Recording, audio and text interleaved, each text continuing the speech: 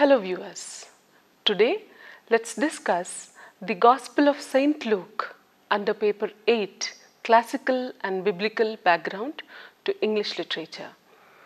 This lesson is in two parts. The first part gives us the introductory details of the Gospel like background, author, the structure and style, and finally critically appreciating the Gospel. The second part actually goes into the details of the content, and then we are going to analyze the text. The main objective of this lesson is to communicate the message of a passage in the text relevant to a contemporary audience and to interpret the specific narrative materials in the text. Firstly, let's look into the introduction to the Gospel of Saint Luke. The story of Jesus Christ took place in the small, strategically located land of Israel, where ancient trade routes connected three continents: Asia, Africa, and Europe. It is here that God chose to send His Son to initiate the new covenant and reveal His plan of salvation for all mankind. This amazing story of the one solitary life which has changed the course of history is found in the four Gospels written by first a Jewish Roman tax collector, a Jewish disciple, a Gentile doctor, and a Galilean fisherman. The Gospel of Saint Luke is not particularly the chronology of Jesus' ministry, but a well-ordered account as given in the third verse, first chapter, and points rather to a presentation in which the parts are reported and organized from the perspective of Luke's own coherent understanding of the whole. Luke is implicitly presenting a message and arguing a case, and he organizes his material in relation to these ends. The disciples and crowds in Luke are those who actually hear the teaching of Jesus and interact with him as they experience his ministry. The Gospel focuses on the poor and oppressed, encouraging tenderness and compassion for the less fortunate. It is one story about Jesus Christ which has to do with what he said and what he did. In his prologue, he makes very clear the fact that other Gospels had been written before his and that it was necessary to present to believers converted from the Gentile world an accurate account of the plan of salvation, so that these people would not be led astray by Jewish fables, nor be deceived by heretical and futile fancies, and thus wander away from the truth. And so, right at the beginning, he relates for us the nativity of John, a most essential matter, for John is the beginning of the Gospel. He was the Lord's forerunner and companion both in the preparation of the Gospel and in the administration of baptism and the fellowship of the Spirit. This ministry of John had been mentioned by one of the 12 prophets, that is Malachi, in the Old Testament.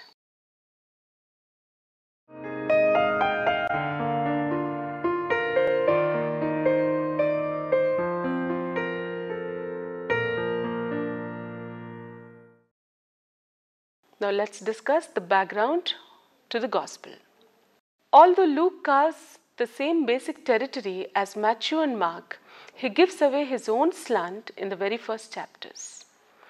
Matthew begins with a formal family genealogy. Mark opens with a bleached desert scene. In contrast, Luke describes a hearty celebration. The way Luke tells it, events surrounding Jesus' birth resembled a joy-filled musical. Characters crowded into the scene, a white-haired great uncle, an astonished virgin, a tottery old prophetess. They all smiled broadly and, as likely as not, burst into song. Once Mary had recovered from the shock of seeing an angel, she let loose with a beautiful hymn. The old priest Zechariah broke 9 months of muteness with a rousing poem. And even the unborn John the Baptist kicked for joy inside his mother's womb, according to the first chapter, 44th verse. When Jesus finally made an entrance in an inconspicuous stable, the sky was filled with singing angels. Clearly, something was brewing on planet Earth. Thus, Luke wanted to capture in words the spirit of great joy as something climactically good was bursting out among dreary, defeated villages in a remote corner of the Roman Empire. Luke believed that the message of Jesus Christ was universal for all of mankind, applying to more than just Jew and Gentile. His gospel and the Acts of the Apostles was a key to the mission and history of the early church. Now that is the background to the gospel. Now let's discuss about the author.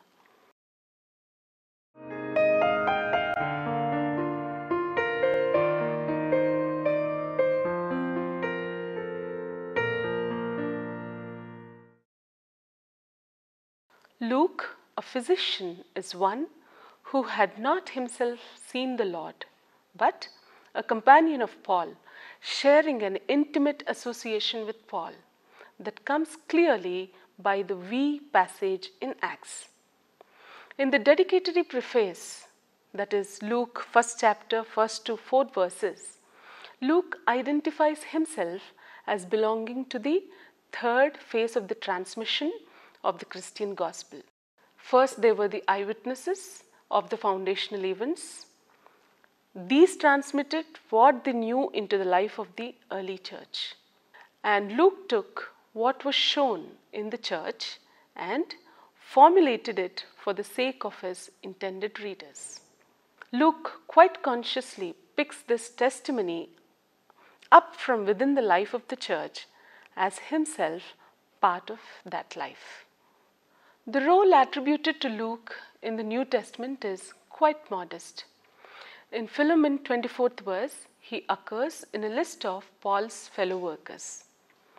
Colossians 4:14 says, Luke, the beloved physician, sends greetings and is normally thought to be of non-Jewish origin on the basis of verse 11. In 2 Timothy 4th chapter 11th verse, he is said to be Paul's sole companion. It is generally held that Luke was born in Antioch, the capital of Syria, and was one of the earliest converts to Christianity. Saint Luke, well educated in classical Greek and noted for his literary talent, wrote this gospel and a sequel, the Acts of the Apostles. Luke is unique in that he was the only Gentile to compose a New Testament book. His style shows that he was a Greek. Saint Luke had great knowledge of the Septuagint and of things Jewish, which he acquired either as a Jewish proselyte or after he became a Christian, through his close intercourse with the apostles and disciples. Besides Greek, he also acquired Aramaic in his native Antioch. He was a physician by profession, and St. Paul calls him the most dear physician according to Colossians 4th chapter 14th verse. This avocation implied a liberal education, and his medical training is evidenced by his choice of medical language. From his intimate knowledge of the Eastern Mediterranean, it has been conjectured that he had long experience as a doctor on board ships. He traveled a good deal and sends greetings to the Colossians, which seems to indicate that he had visited them. Saint Luke first appears in the Acts at Troas, according to Book of Acts, 16th chapter, 8th verse, where he meets Saint Paul, and after the vision crossed over with him to Europe as an evangelist, landing at Neapolis and going on to Philippi, being assured that called us to preach the gospel to them. He was present at the conversion of Lydia and her companions and lodged in her house. He, together with Saint Paul and his companions, were recognized by the Pythonical spirit. This same, following Paul and us, cried out, saying, "These men are the servants of the Most High God, who preach unto you the way of salvation." Verse 17. When Paul departed from Philippi, Luke was left behind, in all probability, to carry on the work of the evangelist. Shortly afterwards, when Saint Paul returned from Greece, Saint Luke accompanied him from Philippi to Troas, and with him made the long coasting voyage described in Acts 20th chapter. He went up to Jerusalem, was present at the uproar, saw the attack on the apostle, and heard him speaking in the Hebrew tongue from the steps outside the fortress Antonia to the silenced crowd. Then he witnessed the infuriated Jews in their impotent rage, rending their garments, yelling and flinging dust into the air. When Paul appealed to Caesar, Luke and Aristarchus accompanied him from Caesarea and were with him during the stormy voyage from Crete to Malta. Thence they went on to Rome, where, during the 2 years that St. Paul was kept in prison, St. Luke was frequently at his side. He was present when the epistles to the Colossians, Ephesians, and Philemon were written, and is mentioned in the salutations given in 2 of them. Luke, the most dear physician, saluteth you. Colossians 4th chapter 14th verse. There salute thee Mark, Aristarchus, Demas, and Luke, my fellow laborers, according to Philemon 24th verse. He stood beside St. Paul in his last imprisonment, for the apostle, writing for the last time to Timothy, says, "I have fought a good fight. I have finished my course. Make haste to come to me quickly. For Demas had left me, loving this world. Only Luke is with me," according to 2 Timothy 4th chapter, verses 7 to 11.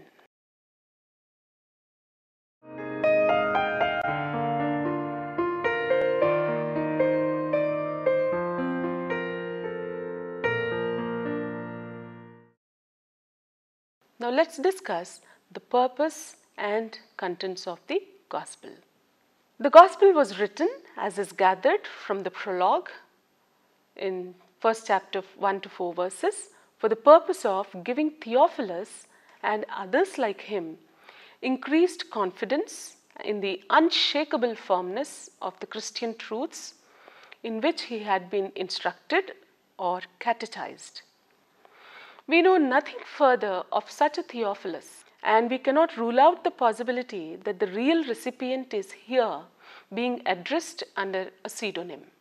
To enlighten earnest inquirers and to strengthen the faith of believers, a God-fearing audience, the people whose religious values had been considerably shaped by first century Judaism, one whose birth is not Jewish and whose background culture is Hellenistic, but who had been attracted to Judaism, drawn to the God of Israel and the worship of the synagogue, one who had taken on from one Jewish mentors many of the ethical and religious values of the faith, on whose threshold one stood, but one who had not yet taken the final step of circumcision and full incorporation into the national and cultural life of the Jews. Christianity is being offered to him or her as the completion and fulfillment of the Judaism to which he or she has been drawn, a version of Judaism which can embrace him in one's Gentile identity. The Gentile church of the late 1st century, especially those who had been or were being gathered from the Greek-speaking Roman world, the converts from heathendom. Luke must have regarded Theophilus as a representative of that large company of contemporaries who either had already become committed to Christ or were seriously considering doing so. Both earnest inquirers and beginning believers were included in his purview. There must have been many people who had recently entered the church, as well as many who were preparing themselves for this step. Such people like Theophilus needed further instruction in the story of redemption and in Christian doctrine and ethics. Ultimately, it is to reach all the nations. Also, it is said to be a pastoral document concerned with issues within the church. The Gospel naturally falls into 4 divisions. The first, Gospel of the Infancy, chapters 1 and 2. Second, Ministry in Galilee from the preaching of John the Baptist, chapter 3, verse 1 to chapter 9, verse 50. Third, Journey towards Jerusalem, chapter 9, verse 51 to chapter 19, verse 27. Finally, fourth division is Holy Week, preaching in and near Jerusalem, Passion and Resurrection, recorded in chapter 19, verse 28 to the end of chapter 24. We owe a great deal to the industry of Saint Luke. Out of 20 miracles which he records, 6 are not found in the other Gospels, like draught of fishes, widow of Nain's son, man with dropsy, 10 lepers, Malchus' ear, spirit of infirmity. He alone has the following 18 parables, like Good Samaritan, friend at midnight, rich fool, servants watching, 2 debtors, barren fig tree, chief seats, great supper, rash builder, rash king, lost goat, prodigal son, unjust steward, rich man and Lazarus, unprofitable servants, unjust judge, Pharisee and publican pounds. The account of the journeys towards Jerusalem, recorded in chapter 9, verse 51 to chapter 19, verse 27, is found only in St. Luke, and he gives special prominence to the duty of prayer.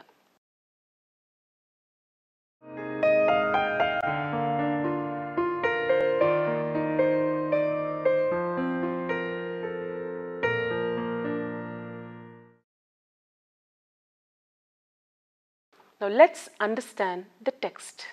This I would go chapter wise.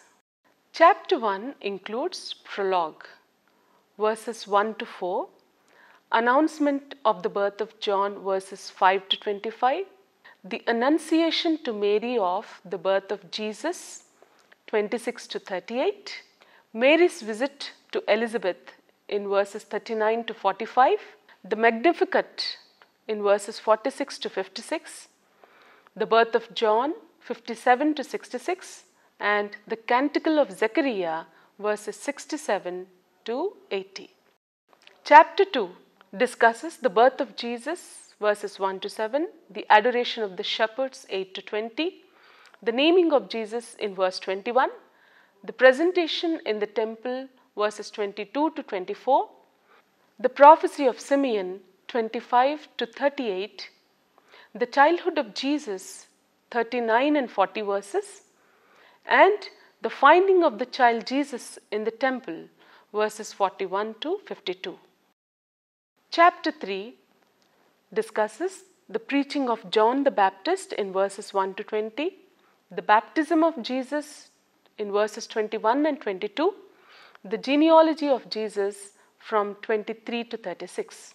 Chapter 4, the temptation of Jesus in verses 1 to 13, the beginning of the Galilean ministry, verses 14 and 15, the rejection at Nazareth from 16 to 30, the cure of a demoniac in 31 to 37, the cure of Simon's mother-in-law, 38 to 39, Other healings in verses 40 and 41. And finally, Jesus leaves Capernaum in verses 42 to 44.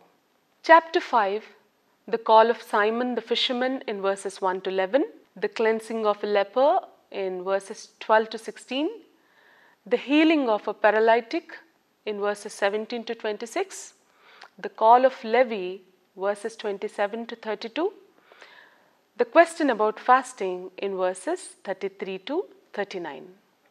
Chapter 6 speaks the debates about the Sabbath in verses 1 to 11, the mission of the 12 in 12 to 16, ministering to a great multitude 17 to 19, sermon on the plain 20 to 26, love of enemies 27 to 36, judging others 27 to 42, a tree known by its fruit in verses 43 to 45, and the two foundations in verses 46 to 49.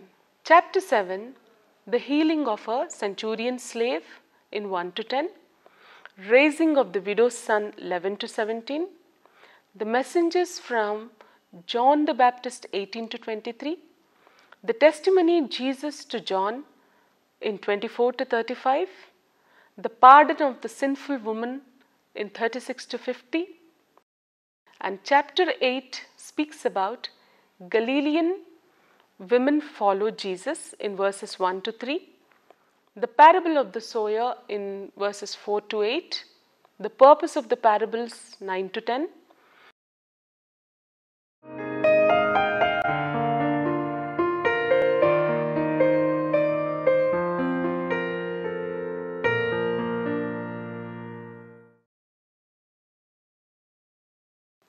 Now let's discuss the structure and style of the Gospel.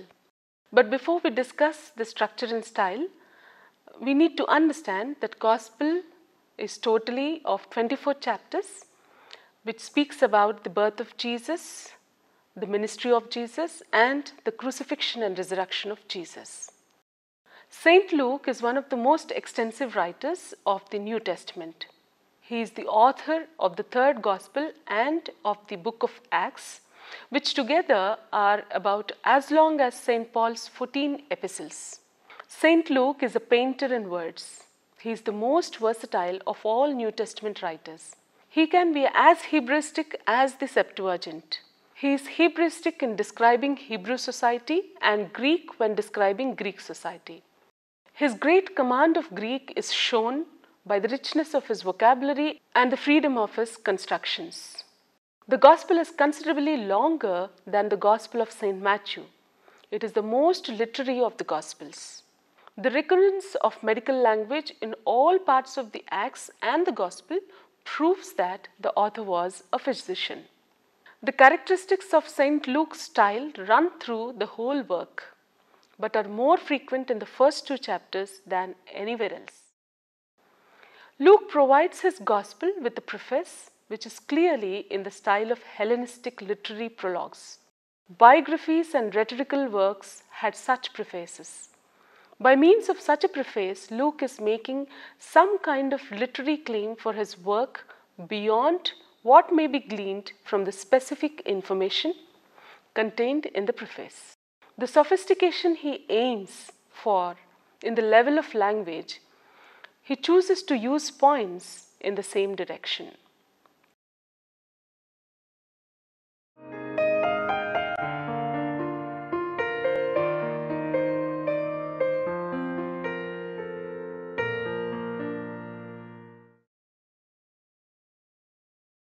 It's time to critically appreciate the text. The Gospel of Luke not only has a relationship to other Gospel texts, it also has a relationship to other writings of the period. It is believed that the date of composition of Luke's Gospel was before 70 AD.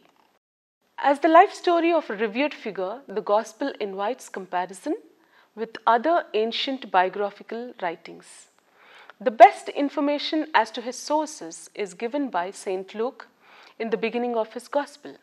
As many had written accounts as they heard them from eyewitnesses and ministers of the word, It seemed good to him also, having diligently attained to all things from the beginning, to write an ordered narrative. He had two sources of information, then eyewitnesses including apostles, and written documents taken down from the words of eyewitnesses. The accuracy of these documents he was in a position to test by his knowledge of the character of the writers and by comparing them with the actual words of the apostles and other eyewitnesses. That he used written documents seems evident on comparing his gospel with the other two synoptic gospels, Matthew and Mark.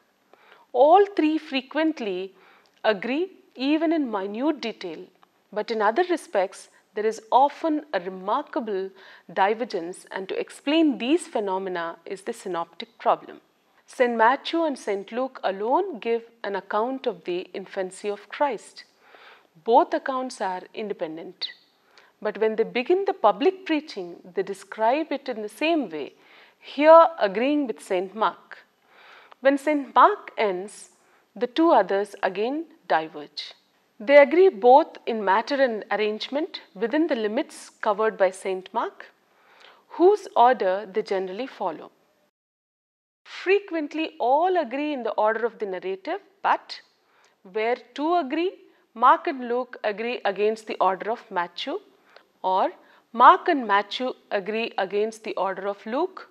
Mark is always in the majority, and it is not proved that the other two ever agree against the order followed by him.